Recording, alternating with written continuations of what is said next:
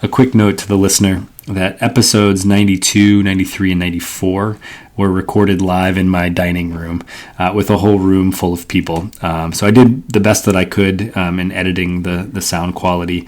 But if you find that your ear holes can't handle everything that's going on, which I totally understand, the second half of this fight picks up in episode 96. And you can still catch the climactic end. However, if you're a purist and you want to power through this, episodes 92, 93, and 94 are still interesting and fun. So please enjoy. Many years have passed since the Fellowship of Light battled the shadow creature at the Grey Havens. Now the heroes find themselves in an unknown land where they discover a man in black is wreaking havoc. Undeath follows him wherever he goes, and long-forgotten legends rise again, having been possessed by his evil. Join the players of this Dungeons & Dragons campaign as they attempt to stop the man in black as he collects artifacts both on and off the Lonely Isle. Welcome to Calacirya in Part 2 of the Inglorion Bastards trilogy, Rise of the Mormon. So for now, you guys are sailing northbound from the workshops of Alde. You're heading north in the Sea of Eldamar. All right, so everybody's at a level 14. Everybody's done a long rest. That means spell slots, hit dice, full hit points, all of that. Loman is back in elf form. So I want to just briefly go through each character and tell you sort of what you're feeling at this moment. Like Alcé mentions like this sort of terminal feeling that he has, and each of you are kind of feeling the same thing in the pit of your stomach. So more Loman, you feel something you have not felt in millennia. And that's the feeling of openness that you only felt in the void. Burren, do you want to read your vision to everybody? It's also under miscellaneous. Burren sees a bright light, and the following visions appear in his mind. He sees the darkness and then light. He can taste and smell the familiar scent of rock and stone. He can see the halls of Khazad-dûn and the spires of Miramir. He sees an elf extending a ring as a gift. He sees the creature of his nightmares, the Balrog of fire and of malice. He sees the iron hills of Dane, king under the mountain. He sees Balin and Gildor and each member of this party. And suddenly the vision ceases. Alright. That's pretty ominous. Anybody have a theory about that? He's gonna die. Could very well be him. Seeing a bunch of dead people? Probably not. Knowing how many hit points he has. Tessero notices that his cloak has taken on a deeper silver and green hue in various places. Faraday's sword whispers to you about Gurthang, about how he will give you a few hints that Gurthang is the eater of blades, and that he is. You get the sense that he's kind of like a scourge of humanity. That his blade does more than just cut. It's specifically the eater of blades, and he says the eater of blades and protection. Let's see here. The next person on the list. Let's go to Riken. So Riken, you guys are starting to worry about Riken. Riken is actually he's starting to cough more. Yeah. And the smoke is becoming more pungent on the trip. Okay. Okrin. That's about right. Okrin begins. Okrin has been around humanity for so long that he's actually lost a lot of his Maiar, sort of immortality power. And he starts to feel, the more time he spends in the Blessed Realm, the stronger he feels. The closer you get to Valinor, the stronger you feel. And my hair is shinier. And as Zelindor, you feel the immense power, the immense burning power of the Silmaril that you have in your possession. Mm-hmm.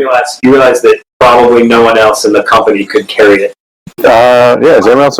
No, that's immoral. One other person, but you wouldn't know that because he's human, right? You assume that he couldn't carry it because of the limpe that he drank. Oh, that's right. Yes. All right. Maybe he has spilled the beans on that. All right, and so as you travel, it is the middle of the night, and the bright star that you see that is as Galadriel once said, our most beloved star, no longer shines in the sky, and the moon is extinguished, which is concerning. All right, guys, I'm going to move you to a new map. So something interesting happens. What?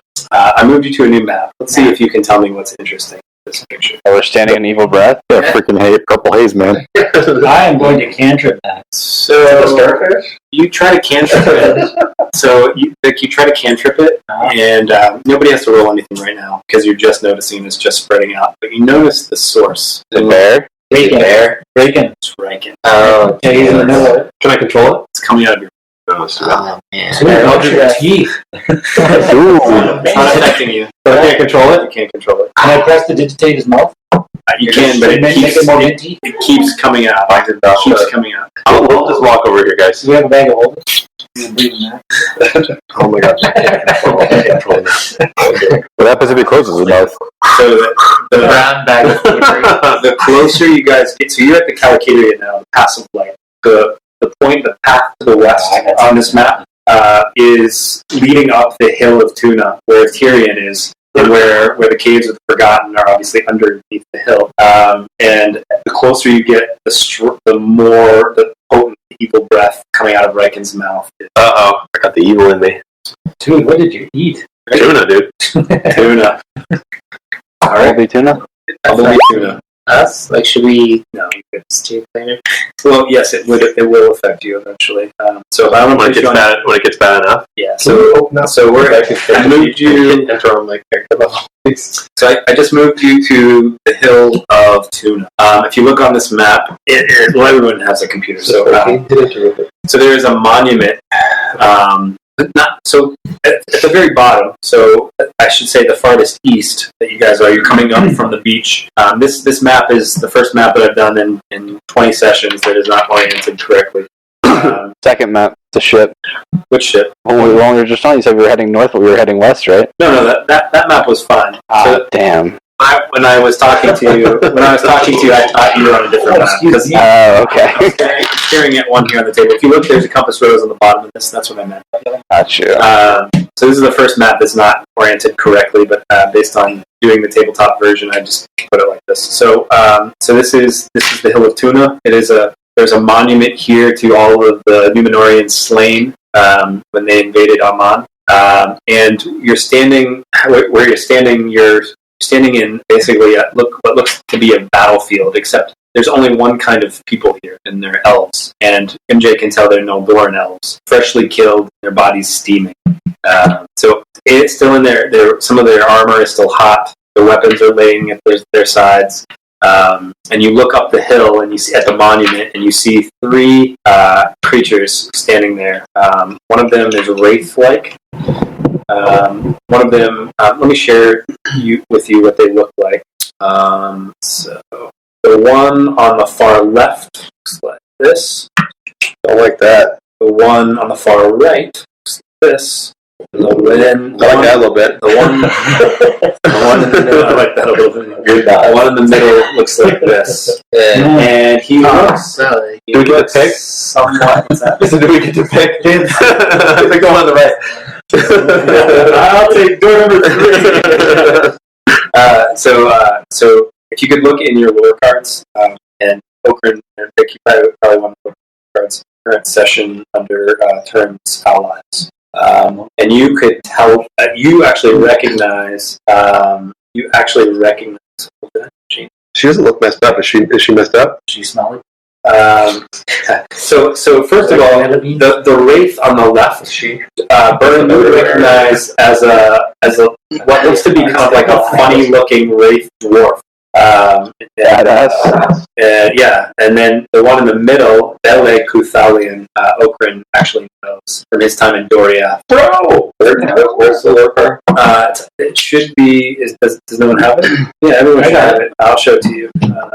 It's called Turin's Allies. Yeah, so I would read Beleg Cúthalion. Okay, if I were you. Beleg Cúthalion, or Beleg Strong, for his good bowmanship, was a Sindarin elf who served in the army of King Inglorion. He was a predominant companion of Turnbar, Dark Knight, Turn, and Brooks. And mistaking him for an orc, Turn rose up and slew him with axe. Well, dude, a friend where's he hanging out with? A friend came, probably his very best friend in the world, came to rescue him, and Turn slew him. And this is just one of the many things that Turn had to live with in his life. When I say he lived a really poor life, he had to live with the fact that you actually recognized Finduilas from. You would know Finduilas. It was a princess of Nargothrond. She was another predominant. Hey, what happened? Of course, you probably would know her. Do you want to read Finduilas? Like, hey, maybe you looking different. When Tirion came to Nargothrond, this daughter of the king fell for him. When the city was sacked by the enemy, Tirion was caught in a trance of the dragon Aura and ignored the cries of Finduilas as she was dragged away by and butchered. So you're noticing, and you don't know who the dwarf is. Burren recognizes the dwarf as from legends. They were called the Petty-dwarfs. And I'll just read this to you. The Petty-dwarfs were a diminutive race of dwarves that lived in the Valerian region. That's the part that's now sunken. And during the First Age, Mîm was forced to share his home with Turn and his outlaws, and he and his family were all killed during that occupation. So all of these people, you're noticing a connection here, all of these people were somehow negatively influenced by Turn just being around, and they've all been brought back to life and are standing in front of you. Hola! Hey there. You don't see Turn. So she and I went out. She would remember. Yeah. Remember that time? You're going to say that. Hey, you remember that time? That time by the bridge? Yeah, the one you were dragged away and killed? No, not that time. I freaking knew it. 1 night before that. And so Josh is already shooting. Am I? Sorry, I may have rolled a skill. Sorry, I just figured out why my AC is so low. Now's not a bad time to roll. Because I never put the AC for my boots on there.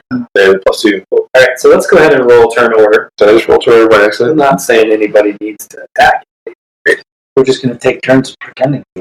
A bunch of freaking skeletons around us, man. Some shit's gonna go down. If we can make our physical map match our virtual one, that would be great.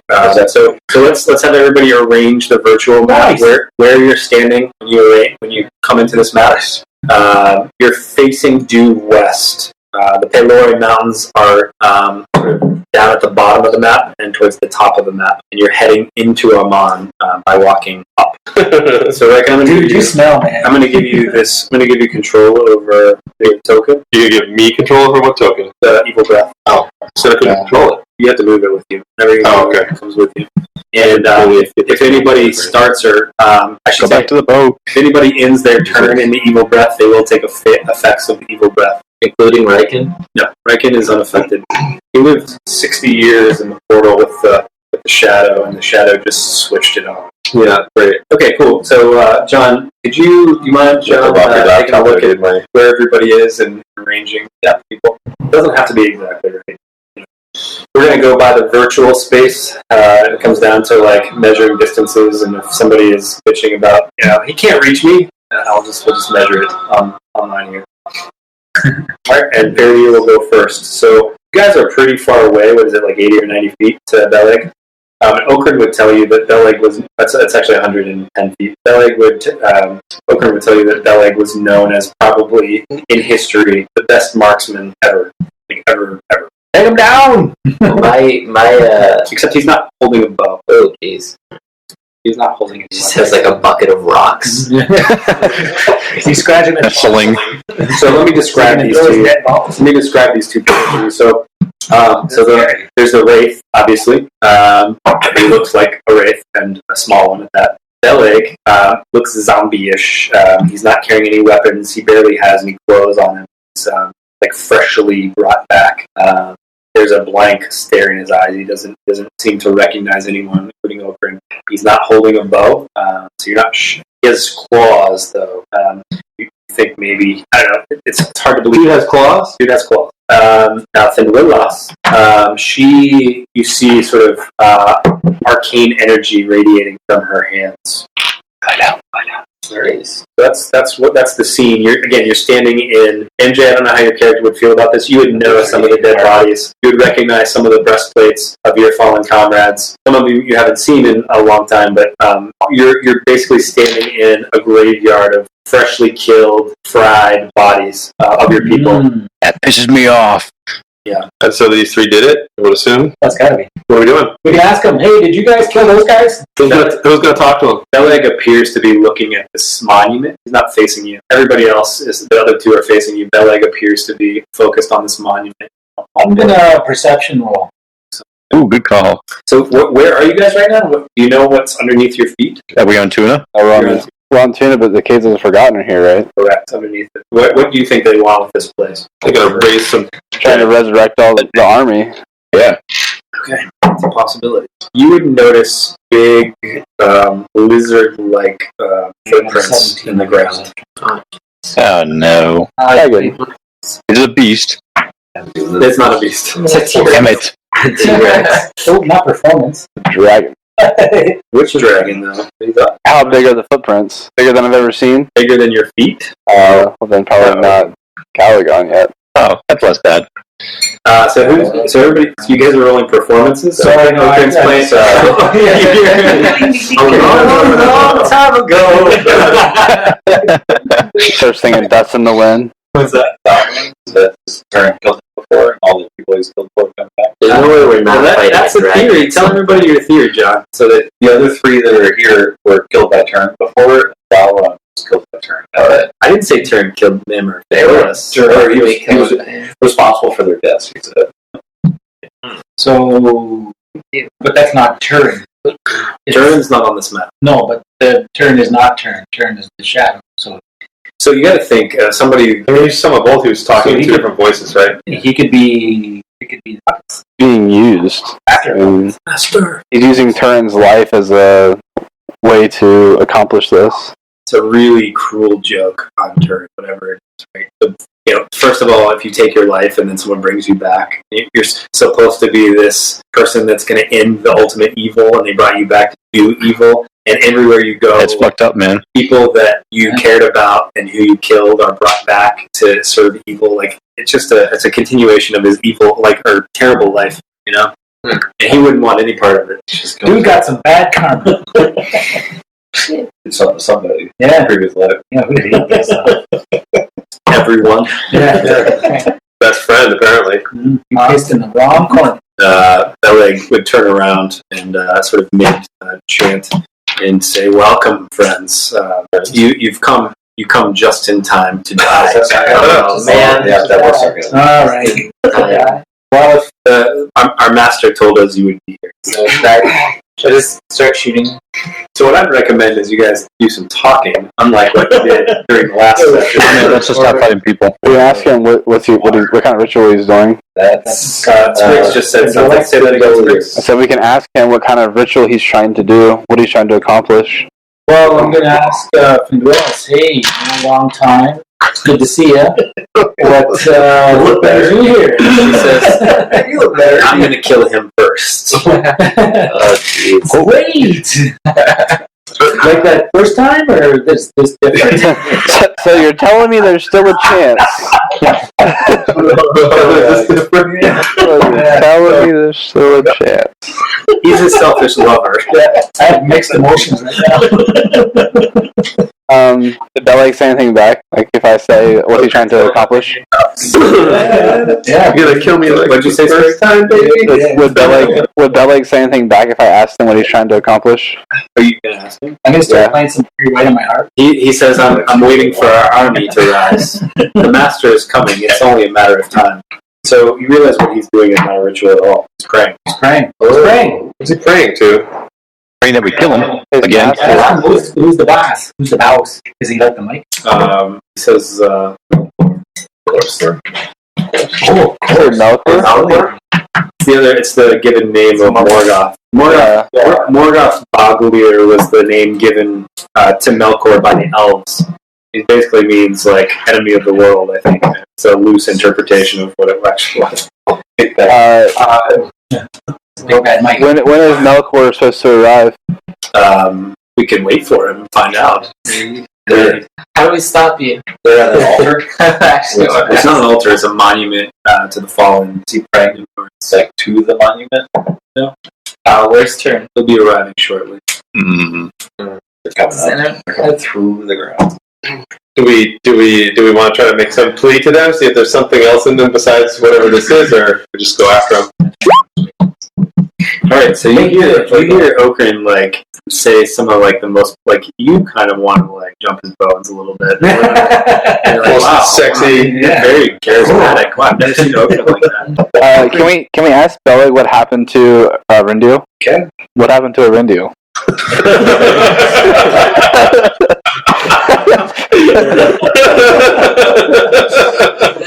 What was that again?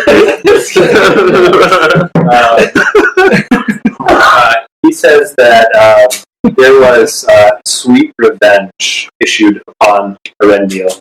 Well, and Caliban's probably what caused it, but Caused what? the fall of Erendiel, but I don't know how or why. I mean, In Caliban, the fall of Erendiel? helped open the door of night. How do you know that? It's my guess. I'm guessing. It just says Destroyed the volcanic mountains. Fall. That's when he fell.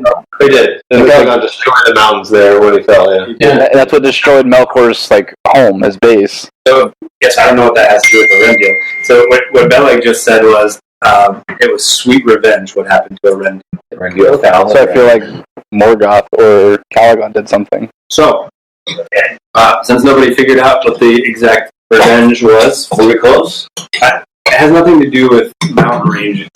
I mean, the volcano directly. I mean, does it have to do with who defeated him? Who defeated who? No one defeated I don't Erendiel. know anything. He was victorious. But he's asleep, right? Like something happened to him. No, I mean he was knocked out of the air just now. The freaking. But that was the revenge. Knocking him out of the air was the revenge. But what knocked him out of the air? Shit couldn't come through. That's my question. Killed his ass. Or didn't kill him. Right? They can't really kill him. Did then Caliban knock him out of the air? Now there's a theory. There's a theory. That would be revenge, right? Because who did Erendiel kill? And Caliban. Right. Yeah. There's a theory. And God help you. Let me show you this. I shared this. There's no pleading with these bombs to do anything other than what they're doing, right? No, they're. The Roger decided that. We're waiting at Raptor. Yeah. My next question is, how does this arrow taste? If I say anything really heartfelt with the smoke coming out of my mouth, like you'll do wheezing, like you can do this. Here, let me show you this picture, guys. Who's got some BD? So those are the different sides. That's a big freaking dragon.